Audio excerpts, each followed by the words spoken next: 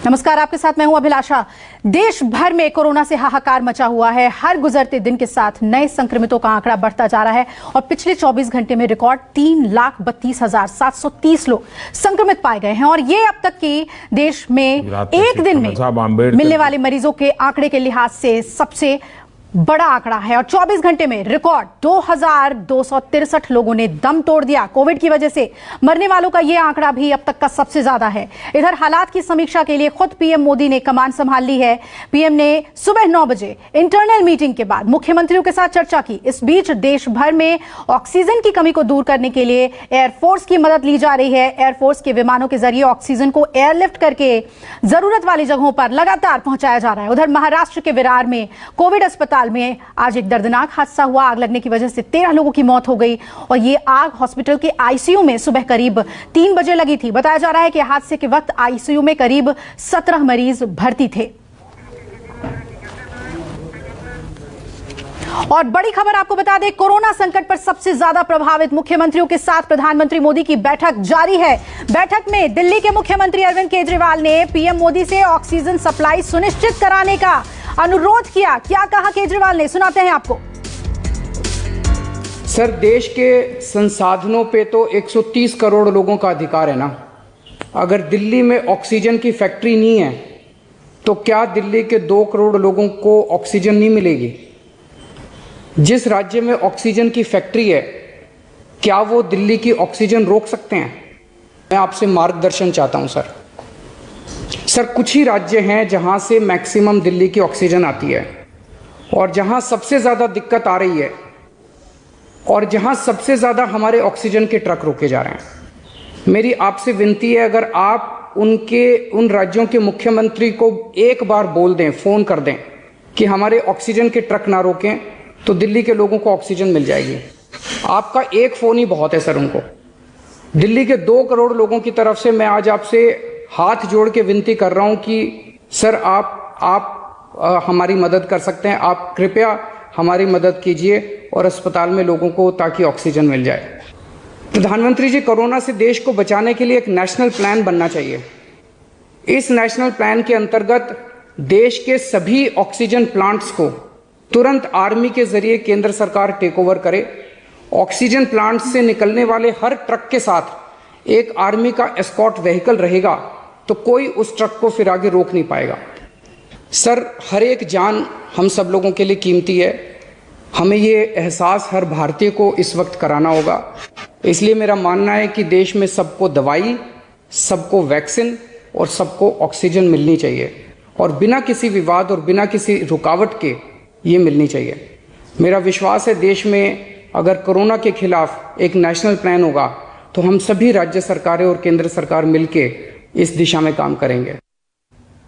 और पीएम के साथ मुख्यमंत्रियों की मीटिंग में केजरीवाल की बातचीत को लाइव दिखाए जाने से केंद्र सरकार नाराज है। सूत्रों के मुताबिक केंद्र सरकार ने इस बात पर नाराजगी जताई है कि निजी बातचीत को सार्वजनिक क्यों किया गया। सूत्रों के मुताबिक पीएम ने केजरीवाल से कहा कि आपने एक अहम प्रोटोकॉल तोड़ा है।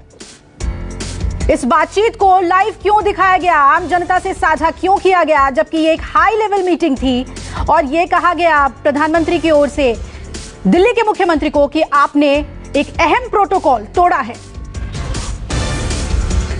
सीधा रुख करेंगे, मेरे वरिष्ठ सहयोगी रमन कुमार हमारे साथ जुड़ रहे हैं। रमन, जिस तरह की बॉडी लैंग्वेज और जिस तरह के शब्दों के साथ दिल्ली के मुख्यमंत्री ये गुजारिश करने में लगे थे कि आप कोई कड़ा कदम उठाएं, लेकिन अब पीएम को नाराजगी इस बात की है कि आपने तो प्रोटोकॉल तोड़ा है।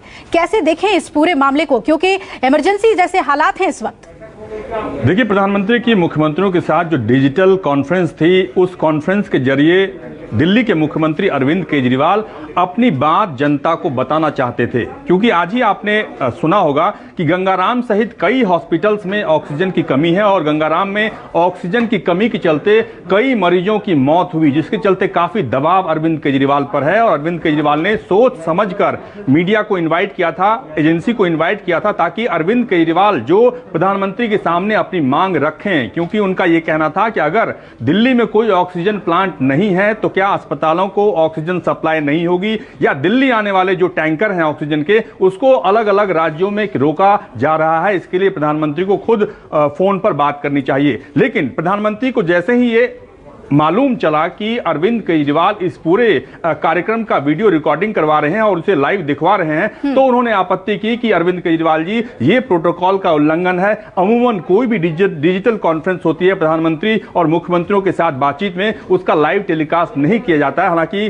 अरविंद केजरीवाल ने प्रधानमंत्री की बात सुनकर तुरंत माफी भी मांग ली, लेकिन जो उद्देश्य था अरविंद केजरीवाल का वो उनका पूरा हो गया। बिल्कुल। क्या लग रहा है, जिस तरह की उम्मीदें दिल्ली सरकार की थी कि केंद्र से जो भी मांग हम रखेंगे उसे जल्दी पूरा किया जाएगा, या फिर जो चैलेंजेस उनके सामने हैं कि राज्य जो हैं वो ऑक्सीजन की गाड़ियां नहीं आने दे रही हैं, उसके लिए अरविंद केजरीवाल के पास यही रास्ता था कि आम जनता के साथ सब कुछ साझा करने की स्थिति क्या है?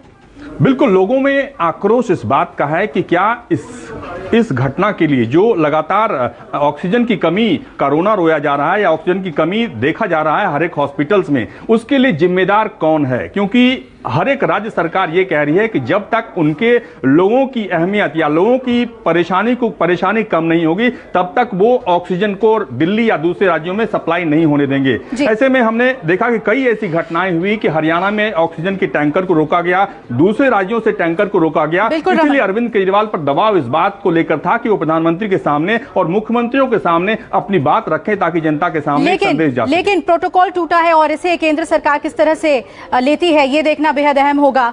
बने रहिए आप हमारे साथ रमन। इधर शुक्रिया आपका इस पूरी बातचीत के लिए। इधर दिल्ली के बत्रा अस्पताल में ऑक्सीजन की कमी बताई जा रही है। बत्रा अस्पताल के पास सिर्फ 2 घंटे की ऑक्सीजन बची हुई है और बत्रा अस्पताल में आपको बता दें 340 मरीज हैं कोविड के जो इस वक्त ऑक्सीजन पर हैं। जिंदगी और मौत के बीच उनकी जंग जारी है और बताया जा रहा है कि सिर्फ 2 घंटे की ऑक्सीजन बत्रा अस्पताल के पास बची हुई है। ये दिल्ली की स्थिति है, साउथ दिल्ली का हॉस्पिटल है बत्रा हॉस्पिटल। थोड़ी देर पहले आपने दिल्ली के मुख्यमंत्री की वो बातचीत सुनी जो उन्होंने प्रधानमंत्री को कहा कि अब त्रासदी हो सकती है। ऑक्सीजन की कमी से दिल्ली का दम फूल रहा है और लगातार हॉस्पिटलों में ऑक्सीजन की कमी देखी जा रही है। हम इस वक्त हैं बत्रा अस्पताल में, हमारे साथ SCL गुप्ता है जो कि डायरेक्टर है बत्रा अस्पताल के और ये भी कोविड हॉस्पिटल है। हम इनसे जानेंगे। सर, अभी सूचना आई थी कि मेजर क्राइसिस हो गया आपके अस्पताल में, अभी क्या हालात हैं? अभी वही हालात हैं जो आधा घंटे पहले थे। हमारे अस्पताल में करीब 352 पेशेंट्स हैं। 352 पेशेंट को जो ऑक्सीजन लगती है उसकी टोटल कैपेसिटी जो हम देखते हैं करीब 7000 लीटर से 8000 लीटर तक होती है, जिस पे हमारे 48 बेड वो हैं जो इंटेंसिव केयर हैं, जिनको हम लोग हाई फ्लो ऑक्सीजन या इंटेंसिव केयर में 100% ऑक्सीजन देते हैं। Now last time when I had received oxygen that was 38 hours before. 38 hours before received only 5005 liters of oxygen। 5500 litre oxygen चल रही है कितने दिनों से? 38 घंटों से। 38 घंटे में 8000 लीटर लगती है। 5500 लीटर का शॉर्टेज जो मेरे पास था रिजर्व खत्म हो गया। इस समय मात्र 500 लीटर ऑक्सीजन है जिसकी आधा घंटे की है। आधा घंटे में क्या होने वाला है नहीं पता। तो कैसे मैनेज करेंगे? क्या कहीं से सप्लाई आ रही है आपकी? कोई बात? अभी हमने दिल्ली गवर्नमेंट से बहुत कोशिश करने के बाद 700 लीटर ऑक्सीजन अभी आई है, बाहर टैंकर खड़ा हुआ है। इन अदर 2 आवर्स फिर क्या करेंगे? That is why law and order situation के हिसाब से ना हो तो we have called the police also, because अगर कहीं को कुछ हो जाता है खुदा न खास्ता, बिकॉज कोविड में अगर कोई चीज महत्वपूर्ण है वो है ऑक्सीजन, और ऑक्सीजन नहीं है भाई। ऑक्सीजन नहीं है तो उससे ज्यादा जितना दिल्ली सरकार का दम फूल रहा उससे तो अस्पताल को डॉक्टरों का दम फूल रहा, उससे कहीं ज्यादा, because you are directly in contact with the patient तो हम देख रहे हैं ना। लेकिन सहयोगी जुड़ रहे हैं। कुंदन, पूरी बातचीत हमने सुनी। पल पल की सांसें बहुत महंगी पड़ रही हैं कुंदन।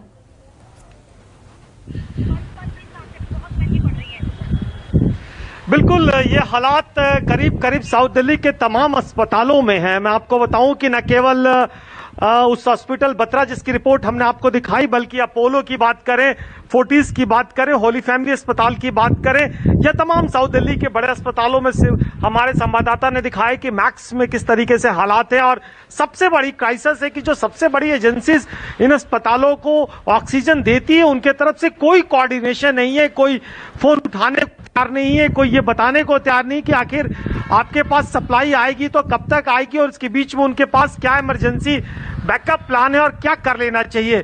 स्थिति यही नहीं बिगड़ रही। मैं आपको बताऊं कि मेरे पीछे जो होटल आपको दिख रहा होगा, ये अपोलो के तरफ से स्टैंड बाई हॉस्पिटल को एक्सटेंड करने के लिए और कोविड फैसिलिटीज के तौर पे कन्वर्ट करने की कोशिश की जा रही है। तो आप समझिए कि पूरी दिल्ली में और खासकर दक्षिणी दिल्ली के इन इलाकों में जहां सबसे ज्यादा निजी अस्पतालों पे लोग निर्भर कुंदन, और यही टेंशन शायद दिल्ली के मुख्यमंत्री केजरीवाल की बातों में भी था जब वो पीएम के साथ बैठक कर रहे थे। प्रशांत देव भी मेरे सहयोगी जुड़े हुए हैं दिल्ली के साथ। ऑक्सीजन मीटर की अगर बात करें प्रशांत, क्या स्थिति है दिल्ली के बाकी जगहों से, किस तरह की रिपोर्ट्स हमारे पास आ रही है?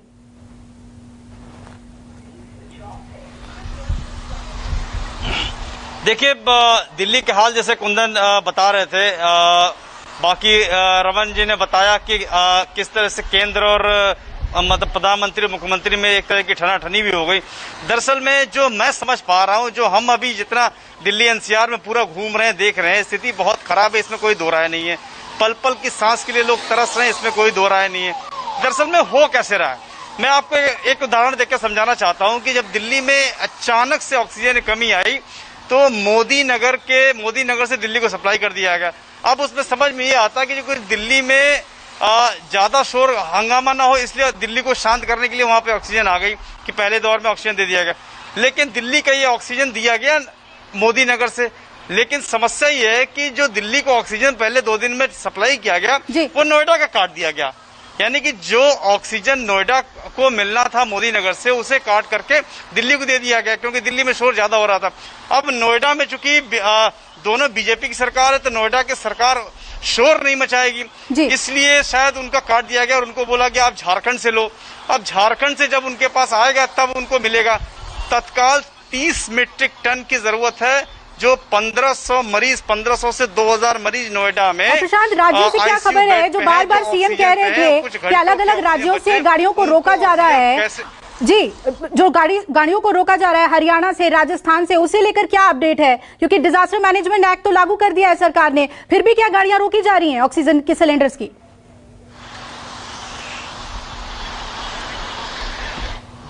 देखिए, जब ऐसा है कि जो एक जानकारी मिली है मेरे पास कि हरियाणा के सरकार के मंत्रियों ने ही गाड़ी मतलब ऑक्सीजन को रोका है इधर उधर जाने से कि पहले अपना भर लें।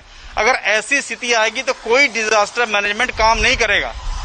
जब सप्लाई मतलब जिसको रास्ता खुलवाना है वही अगर अपना पेट भरने के लिए पहले अपना करने लगेगा तो ये बहुत ही पैनिक और भगदड़ वाली स्थिति है। सवाल उठता है कि अभी भी जिसको सबसे पहले जरूरत है उसको तुरंत दे दिया जाए। अगर नोएडा को 30 मीट्रिक टन तुरंत चाहिए तो वो झारखंड से जब तक इंतजार करे तब तक मोदी नगर वाला उसको दे दीजिए। जब आप कोविड को एक यूनिट बनाए थे तो चेन को रोकने से दिक्कत आ जाएगी। केजी श्रीवास्तव जयपुर में है, उनका रुख कर लेते हैं। केजी, क्या वहां से गाड़ियों को निकलने दिया जा रहा है? और बात करें राजस्थान के ऑक्सीजन मीटर की, तो वहां भी क्या स्थिति है? राजस्थान का रुख करेंगे हम। राकेश चतुर्वेदी भोपाल से जुड़े हुए हमारे साथ। राकेश, वहां क्या स्थिति और क्या वहां पर ऑक्सीजन मैन्युफैक्चरिंग के लिए बड़े लेवल पे आप कवायदे हो रही हैं?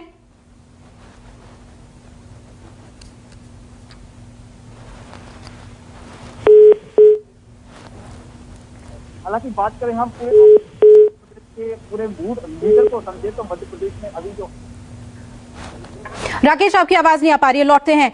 स्थिति आपको बता रहे हैं हम लगातार, जहां पर दिल्ली की स्थिति सीधे तौर पर बता रहे थे मेरे सहयोगी प्रशांत देव के अलग अलग जगहों से सप्लाई को काटकर दिल्ली को पहले देने की कोशिश की जा रही है, लेकिन फिर दूसरे राज्यों की भी अपनी अपनी जरूरतें हैं। लेकिन ऐसे वक्त पर जिस कोऑर्डिनेशन की जरूरत है और केंद्र सरकार और राज्य सरकारों के एक साथ मिलकर इस डिजास्टर के वक्त, इस इमरजेंसी के वक्त काम करने की जरूरत है, उसकी कमी दिख रही है।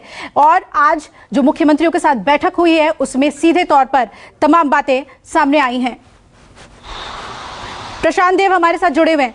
प्रशांत, अब सवाल यह है कि दिल्ली में ऑक्सीजन को लेकर जब स्थिति ये है तो सीधे तौर पर बहुत सारी कवायदे भी हो रही हैं, ये भी कहा जा रहा है कि ऑक्सीजन अलग अलग राज्यों से जल्द पहुंचाया जाएगा। नीड कितनी है, जरूरत कितनी है, क्या इस पे सीधे तौर पर दिल्ली सरकार बता पा रही है?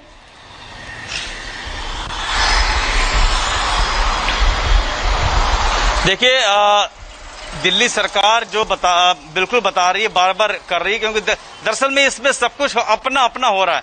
दिल्ली के मुख्यमंत्री को ये लगता है कि किसी भी तरीके से उनको दिल्ली में सारे ऑक्सीजन मिल जाए, बाकी किसी को न मिले, यानी कि उनके लोग मतलब दिल्ली में कोई सवाल ना खड़ा करे कि ऑक्सीजन से लोग मर गए या ऑक्सीजन नहीं मिली। इसी तरह हर राज्य अपने मतलब ये अपना अपना हो रहा है। लेकिन मैं कहता हूं कि अगर राज्य के बारे में लोग ज्यादा सोच रहे हैं। प्रशांत, आपके पास लौटती हूँ। राकेश चतुर्वेदी जुड़ गए भोपाल से। भोपाल में क्या स्थिति है राकेश? और जो ऑक्सीजन मैन्युफैक्चरिंग की बात कही जा रही थी, क्या वहां पर बड़े पैमाने पर वो हो रहा है? देखिए, बिल्कुल मध्य प्रदेश में हम पूरे ऑक्सीजन मूड मीटर की बात करें तो अभी जो हालात हैं वो हर दिन आवश्यकता है 440 मीट्रिक टन से अधिक ऑक्सीजन की। जो मध्य प्रदेश में छोटी छोटी इकाइयां हैं और जो बाहर से ऑक्सीजन आ रही हैं उसकी आपूर्ति हो रही करीब 400 मीट्रिक टन, यानी 40 से 44 मीट्रिक टन की जो आपूर्ति है, यानी ये डिमांड है, वो उसकी पूर्ति नहीं हो पा रही। अब जरूर सरकार सचेत हुई है। राजधानी भोपाल के साथ मध्य प्रदेश के तमाम शहरों में छोटी छोटी इकाइयां लगाई जा रही हैं और ये तैयारी की जा रही है कि मध्य प्रदेश में ही करीब 100 मीट्रिक टन ऑक्सीजन है उसकी यहाँ से प्रोडक्शन उसका हो सके, और कई इलाके जो इकाइयां हैं शुरू की गई हैं। लेकिन देखिए, दरअसल जो डिमांड बढ़ी है, जिस तरह से हम ठीक 15 दिन पहले की बात करें तो मध्य प्रदेश को महज सिर्फ 200 मीट्रिक टन ऑक्सीजन की आवश्यकता थी, लेकिन महज 15 दिन बाद ये डिमांड 440 मीट्रिक टन बढ़ चुकी है, यानी सिर्फ 15 दिन में 2 गुना से अधिक ऑक्सीजन की जरूरत है। तो ये जो इकाइयां लगाई जरूर जा रही हैं, कहा जरूर जा रहा है कि इन इकाइयों से कहीं ना कहीं जो है दो चुनौतियां हैं। यानी राकेश, यहाँ पर चुनौती ये कि पहले तो मुहैया हो ऑक्सीजन, राज्य अपने स्तर पर इसकी तैयारी कर ले बनिस्बत इसके कि दूसरे राज्यों पर उनकी डिपेंडेंसी हो, और दूसरा ये कि जरूरत भी बढ़ती जा रही है, डिमांड भी बढ़ती जा रही है। शुक्रिया राकेश आपका हमारे साथ जुड़ने के लिए। प्रशांत, आपका भी शुक्रिया पूरी अपडेट हमें देने के लिए। कुंदन भी हमारे साथ जुड़े हुए थे। सभी का बहुत बहुत शुक्रिया। एक छोटे से ब्रेक के लिए यहाँ पर रुक रहे हैं, लेकिन कोरोना से जुड़ी हुई और ऑक्सीजन सप्लाई को लेकर क्या कवायदे हो रही हैं, ऑक्सीजन मीटर क्या कह रहा है देश का, वो बताते रहेंगे आपको।